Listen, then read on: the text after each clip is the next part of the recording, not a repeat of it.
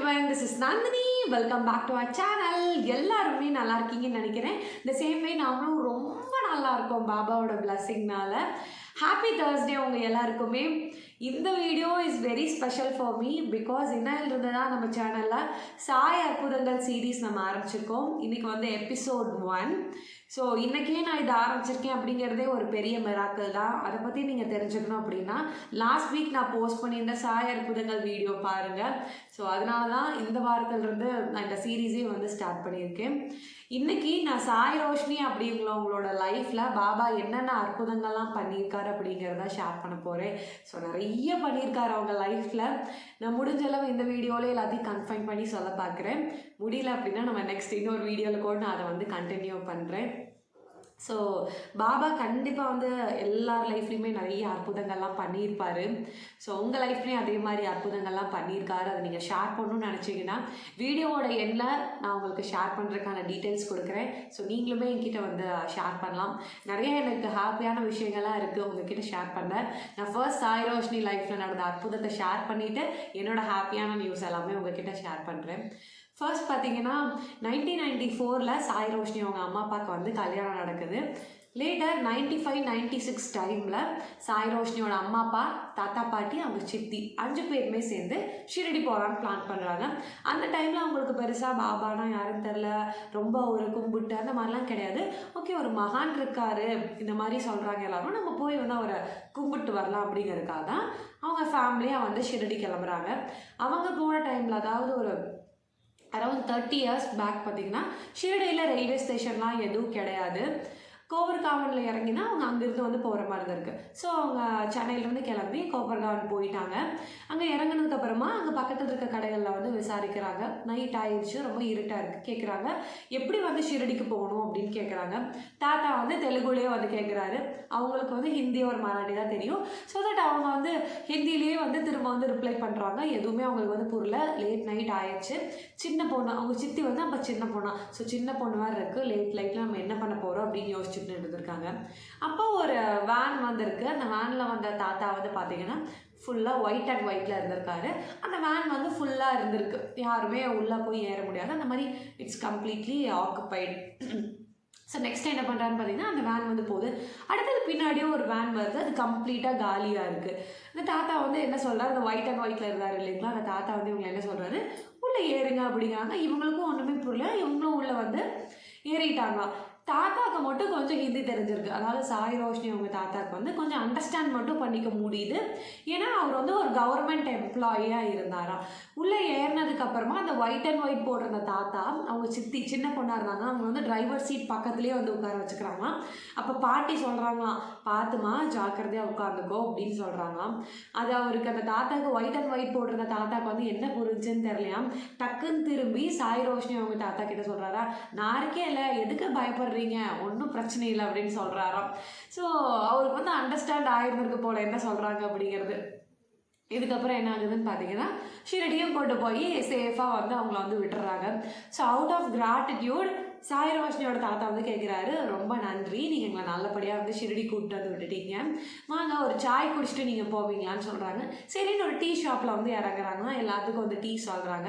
So இவரும் இந்த தாத்தாவுமே white and white போட்டிருந்தாரு இல்லையா தாத்தா, அவருமே ஓகே நான் டீ குடிச்சிட்டு போகிறேன்னு அக்ரி பண்ணி தான் இவங்களோட இறங்கியிருக்காரு. டீ எல்லாம் சொல்லிட்டு எப்படின்னு வந்து திரும்பி பார்க்கல, பார்த்தா அந்த தாத்தாவை வந்து காணுமா. எல்லாருமே வந்து தேடுறாங்களாம், எங்கே நின்றுருக்கவர் எங்கே, நம்ம கூட வந்தார் இல்லையா, நம்மளை நான்லாம் வச்சு கூப்பிட்டு வந்தார் இல்லையா, அவர் எங்கே அப்படின்னு வந்து பார்க்குறாங்கன்னா அவர் வந்து காணாமா. டீ கடைக்காரர்கிட்டையும் கேட்குறாங்களா, இங்கே ஒருத்தர் நின்றுருந்தார்ல என் பக்கத்தில், அவர் நீங்கள் பார்த்தீங்களா அப்படின்னு கேட்கும்போது யாருமே உங்கள் பக்கத்தில் நின்றுலையே, யாருமே உங்கள் கூட வரலையே அப்படின்னு வந்து சொல்கிறாங்க. எல்லாத்துக்குமே பயங்கர ஷாக்கிங்காக இருக்குது. எல்லாருமே சுற்றி தேடுறாங்களாம். சாய் ரோஷினி அவங்க அப்பா தாத்தா எல்லாம் ஒவ்வொரு பக்கம் போய் தேடுறாங்களாம். பிகாஸ் அவ்வளோ வயசானவர், சீக்கிரமாக தூரமாக நடந்து போயிருக்க முடியாது, எதுவுமே பண்ணியிருக்க முடியாது. பார்த்தா ஆலயம் வந்து காணோம். கொஞ்ச நேரத்துக்கு அப்புறமா தான் அவங்களுக்கு வந்து ரியலைஸ் ஆகுதா. பாட்டி சொல்கிறாங்களாம், இப்போ வந்ததே வந்து பாபா தான் நம்மளை வந்து ஷிரடிக்கே வந்து கூட்டிகிட்டு வந்திருக்காங்க அப்படின்னு வந்து சொல்கிறாங்களாம். லைக் இதை கேட்டோன்னே எனக்கு பயங்கர வந்து ஆச்சரியமாக இருந்துச்சு. அதாவது அவரே வந்து ஷிரடிக்கு வந்து கூட்டிகிட்டு போயிருந்திருக்காரு. ஸோ இது வந்து ஃபர்ஸ்ட் மிராக்கிள் அவங்க லைஃப்பில் வந்து நடந்தது. 30 years பேக் இது வந்து நடந்திருக்கு. அப்போல்லாம் பெரிய பாபா குமரன் அப்படிலாம் இல்லை, ஃபர்ஸ்ட் டைம் போயிருக்காங்க. லேட்டர் இதுவே அவங்களுக்கு என்ன ஆகுதுன்னு பார்த்தீங்கன்னா, ஷீரடிலாம் போயிட்டு வந்ததுக்கு அப்புறமா ஒரு வீடு வந்து கட்டியிருந்திருக்காங்க. வீட்டுக்குள்ளேயே வந்து ஸ்டேர்ஸ் வச்சு கட்டுற மாதிரி. அந்த படி வைக்கிற இடத்துல மட்டும் ஒரு சைடில் என்ன ஆயிருக்கு, பில்டர் சொல்கிறாராம், இந்த இடத்துல வந்து எதுவுமே பண்ண முடியாதீங்க, ஒரு ரூமோ இல்லை வேறு எதுவுமே இந்த இடத்துல ஆல்ட்ரு பண்ண முடியாது, இந்த ஸ்பேஸ் வந்து அப்படியே வேக்கண்ட்டாக தான் இருக்கும்னு சொல்லியிருந்திருக்காங்க. அவங்களும் ஓகே அப்படின்னு விட்டுருந்துருக்காங்க. அந்த வீடு கிரகப்பிரவேசத்துக்கெலாம் முன்னாடி அவங்க சித்தின்னு ஒருத்தவங்க சொன்னோம் இல்லையா, சின்ன பொண்ணாக வந்திருந்தாங்கன்னு, அவங்களுக்கு வந்து ஒரு குழந்தை பிறந்துருந்துச்சு. அவங்களோட பொண்ணு வந்து கிரகப்பிரவேசத்துக்கு முன்னாடி வீட்டுக்கு வந்தப்போ பார்த்துட்டு இந்த இடத்த பார்த்துட்டு என்ன இது, இந்த இடத்துல நீ ஒரு பாபா ஃபோட்டோ வைக்கலாமே அப்படின்னு வந்து சொல்லியிருந்திருக்காங்க. எல்லாத்துக்குமே ஒரு ஆச்சரியமா, குழந்தைக்கு வந்து என்ன பாபானா கூட நம்ம யாரும் சொல்லித்தரல, குழந்தைக்கு எப்படி பாபான்னு தெரியுது அப்படின்னு எல்லாத்துக்குமே பயங்கர ஆச்சரியம். உடனே தாத்தா என்ன சொல்கிறாருன்னா, பாபாவே இங்கே வரணும்னு நினைக்கிறார் போல், சரி நம்ம ஒரு பாபாவோட ஃபோட்டோ வந்து இங்கே வச்சிடலாம் அப்படின்னு. பட் அந்த இடம் வந்து பார்த்தீங்கன்னா ஸ்டேர்ஸோட சைடில் இருக்கிறனால பெரிய ஒரு டால் வால் போல். ஸோ அவங்க என்ன பிளான் பண்ணுறாங்கன்னா, ஒரு 6 ஃபீட்டுக்கு வந்து நம்ம ஒரு பாபாவோட ஃபோட்டோ வந்து வைக்கலாம் இந்த இடத்துல அப்படின்னு பிளான் பண்ணுறாங்க. பட் ரொம்ப 6 ஃபீட் அப்படிங்கிறதுனால ஒரு ஃப்ரேமாவோ அந்த மாதிரிலாம் மாட்டினா வந்து சேஃப் இருக்காது, இது பெட்டர் நம்ம வந்து ட்ரா பண்ணிடலாம் அப்படின்னு சொல்லிட்டு ஒரு ஆர்டிஸ்ட் வந்து சர்ச் பண்ணிட்டு இருந்திருக்காங்க. அவங்களுக்கும் எதேச்சியாக வந்து ஒரு தெரிஞ்சவங்க மூலிமா ஒரு ஆர்டிஸ்ட் கிடைக்கிறாரு. அந்த ஆர்டிஸ்ட் அங்கிள் வந்து வரையவே என்ன சொல்கிறாருன்னு பார்த்தீங்கன்னா, பாபாவுக்கு வேர்க்குது, பாபாவுக்கு வந்து வேர்க்குது இப்போ அப்படின்னே வந்து சொல்லிட்டே இருக்காரு. யாருக்குமே ஒன்றும் புரியலையா, என்ன ஒரு பாபா வரைஞ்சிட்டு இருக்கும்போது பாபாவுக்கு வந்து வேர்க்குதுன்னு சொல்கிறாரு அப்படின்னு வந்து பார்த்துட்டு இருந்திருக்காங்க. லேட்டர் நெக்ஸ்ட் தேர்ஸ்டே தான் அந்த ஒரு பெயிண்ட் பண்ண ஃபோட்டோ வந்து வீட்டில் கொண்டு வந்து பிரதிஷ்டை பண்ணி வைக்கலாம் அப்படின்னு பூஜைலாம் வந்து போடுறதுக்கு வந்து எல்லாம் ரெடி பண்ணுறாங்க. மீன்வைல் சாய் ரோஷினியோட அப்பா, அதாவது அந்த அங்கிள் வந்து பூவெல்லாம் எடுத்துகிட்டு சரி புஷ்பம் சாத்தலாம் பாபாவோட ஃபோட்டோவுக்கு அப்படின்னு வந்து மேலே ஏறி இப்படின்னு சாத்தும் போது பார்த்தா அவருக்கு ஒரே படப்படம் ஆயிடுச்சு. என்னன்னு பார்த்தா பாபாவோட ஃபேஸில், இங்கே சின்னில், இங்கே கழுத்தில் எல்லாமே அப்படியே வேர்க்கிற மாதிரி வந்து தோணிருக்கு, வேர்த்து தண்ணி ஊற்றுற மாதிரியே வந்து இருந்திருக்கு. இன்னும் எல்லாரையும் பார்க்குறப்ப எல்லாத்துக்குமே வந்து ஒரே ஆச்சரியம், இது ஒரு பெயிண்டிங், இது என்னது இப்படி ஒரு வேர்க்கிற மாதிரி இருக்கே அப்படின்னு சொல்லிட்டு பயங்கரம் வந்து அவங்க எல்லாத்துக்குமே ஆச்சரியமாக வந்து இருந்திருக்கு. ஸோ அன்னையிலிருந்து அந்த அங்கிள் வந்து என்ன முடிவு பண்ணிட்டாராம், நான்வெஜ்ஜே நான் வந்து லைஃப்பில் வந்து இனிமேல் சாப்பிடவே மாட்டேன் அப்படின்னு அன்றைக்கி விட்டவராக. இட்ஸ் பீன் 30 years அவர் சாப்பிட்றதே இல்லையா. அப்போ இருந்து எவ்ரி தேர்ஸ்டே சாய் ரோஷினியோட வீட்டில் தேர்ஸ்டேஸ் வந்து பாபாவுக்கு வந்து பஜன் நடந்துகிட்ருக்கும். அண்ட் அந்த பர்டிகுலர் ஃபோட்டோ 6 ஃபீட்டுக்கு அவங்க வீட்டில் மாட்டினாங்க இல்லைங்களா, அந்த ஃபோட்டோ வந்து நான் அவங்கக்கிட்ட சாய் ரோஷினிகிட்ட கேட்டு நான் முடிஞ்சால் உங்களுக்கு நெக்ஸ்ட் வீடியோவில் வந்து நான் அட்டாச் பண்ணுறேன். ஸோ தட் நம்ம எல்லாருமே அந்த ஃபோட்டோ வந்து பார்க்கலாம். பிகாஸ் ஒரு அதிசயம் நடந்த ஒரு ஃபோட்டோ வந்து கண்டிப்பாக நம்ம எல்லாருமே அதை வந்து பார்க்கணும். லேட்டர் அந்த ஃபோட்டோ வந்து அவங்க வீட்டில் பிரதிஷ்டை பண்ணதை வந்து ஒரு தைப்பூசம் அன்னைக்கு. ஸோ இன்ன வரைக்குமே இந்த வருஷம் கூட வந்து அவங்க வீட்டில் வந்து எவ்ரி தைப்பூசம்க்கு வந்து சிறப்பாக வந்து எல்லாரையுமே வந்து கூப்பிட்டு அன்னதானம்லாம் போட்டு பஜனை எல்லாம் பண்ணி ரொம்ப எலாபரேட்டாக அந்த செலிப்ரேஷன் வந்து அவங்க பண்ணுறாங்க. ஸோ இது செகண்ட் மிராக்கிள். தேர்ட் மிராக்கிள் தான் வந்து ரொம்ப ரொம்ப ரொம்ப ரொம்ப என்ன சொல்கிறது, ரொம்ப ஆச்சரியமாக வந்து இருந்துச்சு. பிகாஸ் சாய் ரோஷினி இதை பற்றி என்கிட்ட சொல்லும் போதே வந்து டெக்ஸ்ட்டில் வந்து சொல்லியிருந்தாங்க, அக்கா my birth itself is a miracle by Sai அப்படின்னு சொல்லிட்டு அவங்க சொன்னாங்க. என் லைஃப்பில் நடந்த நிறைய மிராக்கிள்ஸ் வந்து என் அப்பா அம்மாவுக்கு மட்டும்தான் தெரியும், அதாவது நான் வேறு யார்கிட்டையுமே இது வரைக்கும் சொன்னதே கிடையாது, உங்ககிட்ட சொல்கிறேன், லேட்டர் நீங்கள் உங்கள் மூலிமா இது பாஸ் ஆனால் எல்லாத்துக்குமே இப்போ வந்து தெரிய போகுதுன்னு சொன்னாங்க. ஸோ சாய் ரோஷினி பிறந்ததே வந்து ஒரு மிராக்கிள் தான். என்ன சொல்கிறது, காட் சோசன் சைல்டு அந்த மாதிரி எல்லாமே சொல்லலான்னு வைங்களேன். அவங்களே வந்து ஒரு பாபாவோட பிரசாதம் தான். சாய் ரோஷினி கிட்ட பேசி முடிச்சதுக்கப்புறமா நான் அவங்ககிட்ட சொன்னது அதுதான், சாய் ரோஷினி நீயே வந்து பாபாவோட ஒரு பிரசாதம் தான் அப்படின்னு நான் அவங்ககிட்ட சொல்லியிருந்தேன். ஏன்னு பார்த்தீங்கன்னா அம்மா அப்பாவுக்கு வந்து 1994 கல்யாணம் ஆயிருக்கு.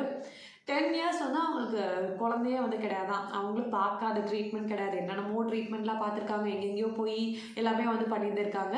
லேட்டர் ஃபைனலாக அவங்க ஒரு டெசிஷனுக்கே வந்துட்டாங்க, ஓகே இனிமேல் நம்ம டெஸ்ட் டியூப் பேபி தான் அப்படிங்கிற மாதிரி. பட் ஆன்ட்டிக்கு வந்து அதில் விருப்பமே இல்லாமல், அப்படிலாம் கிடையாது, எனக்கு நேச்சுரலான வேயில் வந்து குழந்தை இருந்தால் இருக்கட்டும், இந்த மாதிரி செயற்கை முறையெல்லாம் நான் எதுவுமே பண்ண மாட்டேன் அப்படின்னு.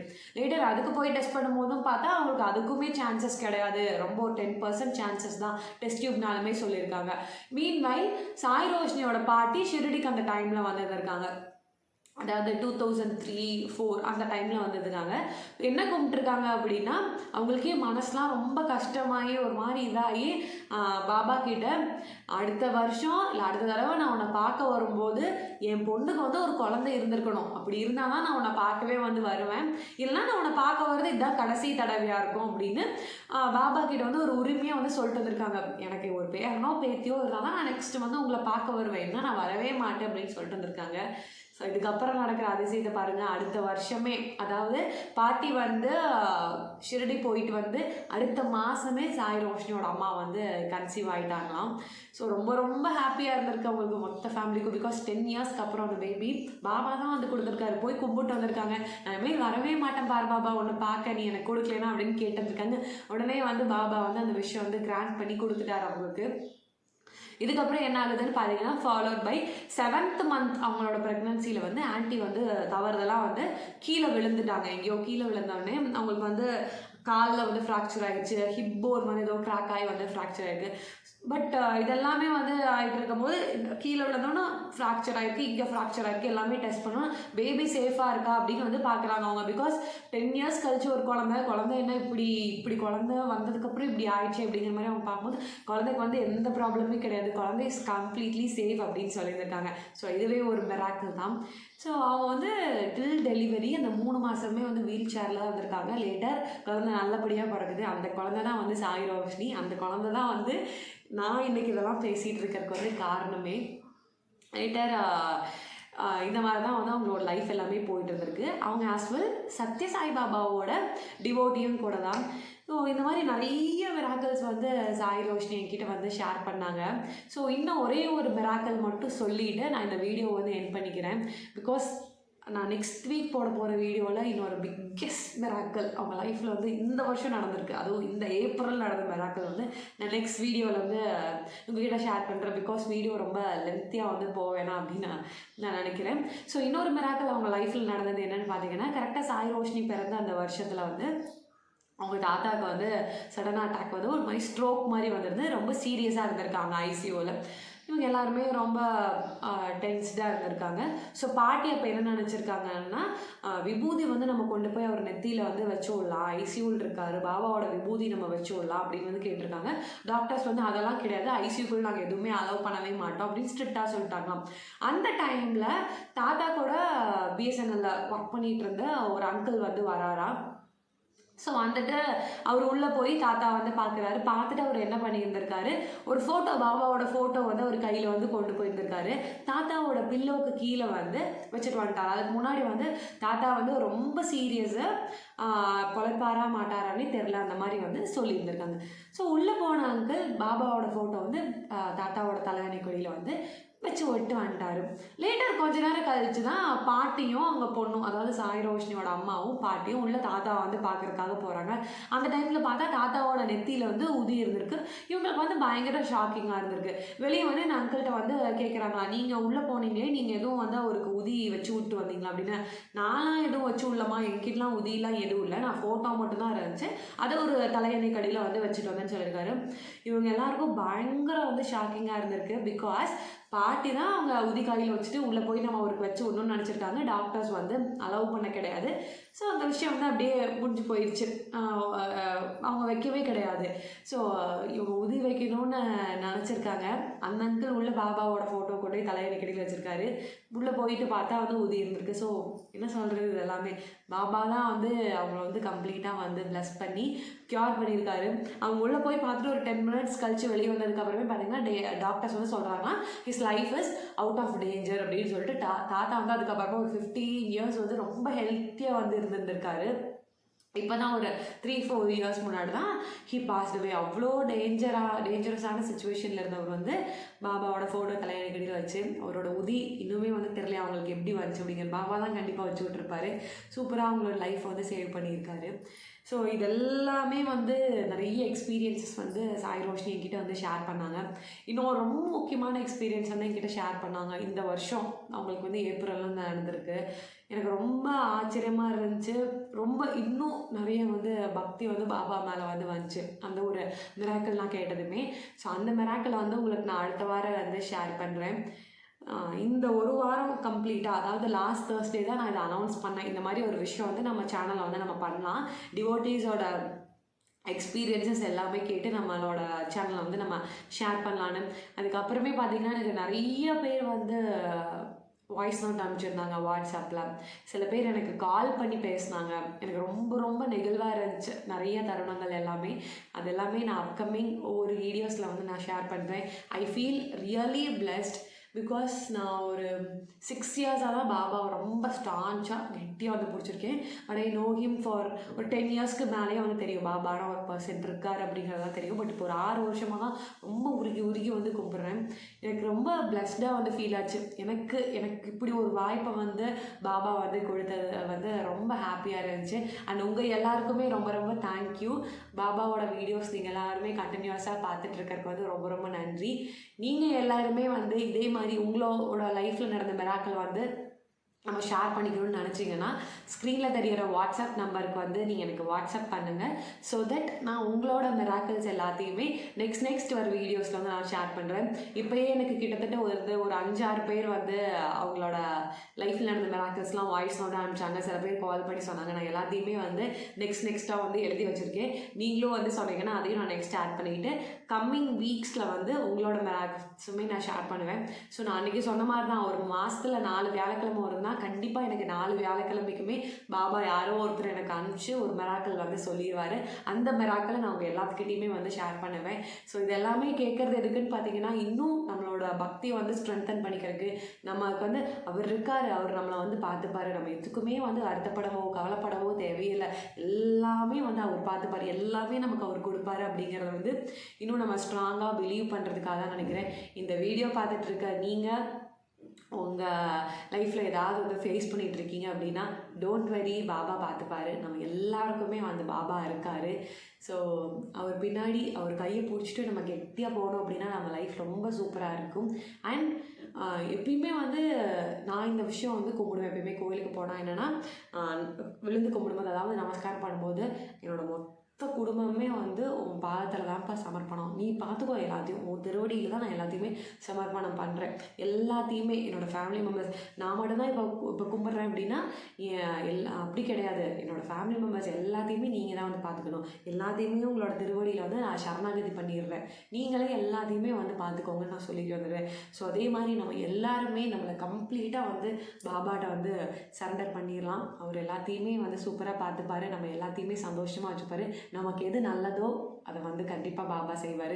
நம்ம ஸ்ரத்தா சபூரி பொறுமையாகவும் நம்பிக்கையாகவும் இருந்தோம்னா வாழ்க்கையில் வந்து நிறைய நம்ம வந்து ஜெயிக்கலாம். நிறைய நல்ல விஷயங்கள் நம்ம லைஃப்பில் வந்து நடக்கும், பாபா வந்து நடத்தி வைப்பார் அப்படின்னு சொல்லிட்டு இந்த வீடியோ நான் வந்து எண்ட் பண்ணிக்கிறேன். ஹோப் இந்த வீடியோ உங்கள் எல்லாருக்குமே பிடிச்சிருக்குன்னு நினைக்கிறேன். இந்த வீடியோ உங்கள் எல்லாருக்குமே பிடிச்சிருந்துச்சுன்னா லைக் பண்ணி ஷேர் பண்ணி கமெண்ட் பண்ணுங்கள். அண்ட் மறக்காமல் உங்கள் லைஃப்பில் நடந்த மிராக்கிள்ஸ் என்கிட்ட வந்து ஷேர் பண்ணிக்கோங்க. சாய் டிவோட்டிஸ்க்கு வந்து இந்த வீடியோ வந்து ஷேர் பண்ணுங்கள். Thank you so much. Om Sairam.